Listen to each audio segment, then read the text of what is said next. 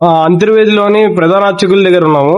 స్వామి, ఈ అంతర్వేది క్షేత్రం యొక్క విశిష్టత, వాటి గురించి కొంచెం చెప్పండి. శ్రీ లక్ష్మీనరసింహ పరబ్రహ్మణే నమః. ప్రహ్లాద వరదం విష్ణుం నృసింహం అపరాజితం శరణ్యం సర్వలోకానాం ఆపర్ణార్థ నివారణం. భక్తులకు మనవి, ఇది నవనరసింహ స్వయంభూ క్షేత్రాల్లో గల ఉభయ తెలుగు రాష్ట్రాల్లో ఈ యొక్క అంతర్వేది దివ్యక్షేత్రం స్వయంభూ క్షేత్రంగా విరాజిల్లబడుతోంది. ఇక్కడ స్వామి స్వయంభూంగా ఉద్భవించారు.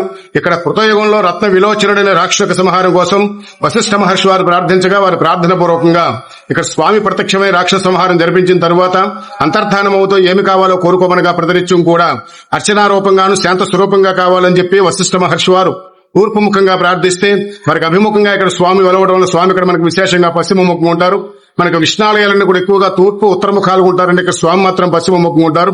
ఇక్కడ మరొక విశేషం, ఇక్కడ ప్రతినిత్యం కూడా ఉదయం 5:30 గంటలకు ఒకసారి భక్తుల వరకు స్వామి యొక్క నిజరూపానికి పంచామృత అభిషేకం జరుగుతుందండి. అభిషేకం జరిగిన సేపు మాత్రమే స్వామి యొక్క నిజరూపదర్శనం ఉంటుంది.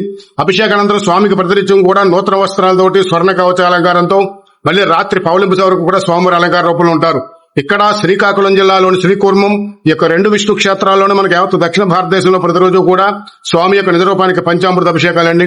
మిగతా చోట్ల విష్ణాలయాలు అన్ని చోట్ల కూడా మనకి సంక్రమణాలు, పర్వదినాలు, ఏకాదశి తిథుల్లో శాలిగ్రామాలకి మాత్రమే చేస్తూ ఉంటారండి అభిషేకాలు. ఇదంతా కూడా కృతయుగం అండి. త్రేతాయుగంలో శ్రీరామచంద్రమూర్తి వారు రావణాసుర సంహానంతరం బ్రహ్మహత్య దోష నివారణార్థం 1,000 శివలింగాలు ప్రతిష్ఠ చేసుకుంటూ వస్తూ తీర ప్రాంతానికి వచ్చి ఇక్కడ స్వామివారి ఆలయంలో పూజాది కార్యక్రమాలు నిర్వర్తించినట్లుగా బ్రహ్మ పురాణంలోని గౌతమి మహాత్మ గ్రంథాల ఆధారాలు చెప్పబడుతున్నాయండి. అలాగే ద్వాపర యుగంలో అర్జునుడు తీర్థయాత్రలు చేస్తూ ఇక్కడికి వచ్చి స్వామిని సేవించినట్లుగా కూడా ఆధారాలు చెప్పబడుతున్నాయి.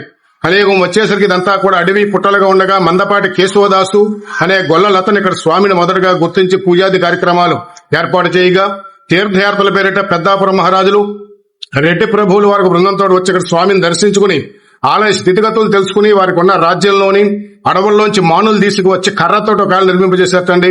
అది కొంతకాలానికి శిథిలమైపోతే 1745 శాలివాహన శకం అనగా ప్రస్తుతం మన ఇంగ్లీష్ సంవత్సరంలో తీసుకుంటే 1823 ప్రాంతం నాటికి ఉపనాథి కృష్ణమ్మ గారు అని చెప్పేసి అగ్నికుల క్షత్రియులు అమలాపురం దగ్గర ఓడల వాస్తవ్యులు వారు ఇప్పుడు ఉన్నటువంటి ఆలయ మండపాది విమాన ప్రాకార గోపురాలన్నీ కూడా రాతితోటి నిర్మాణం పూర్తి చేసినట్లుగా ఇక్కడ ఒక పురాతన శిలాశాస్త్రం ద్వారా తెలియజేయబడుతోంది.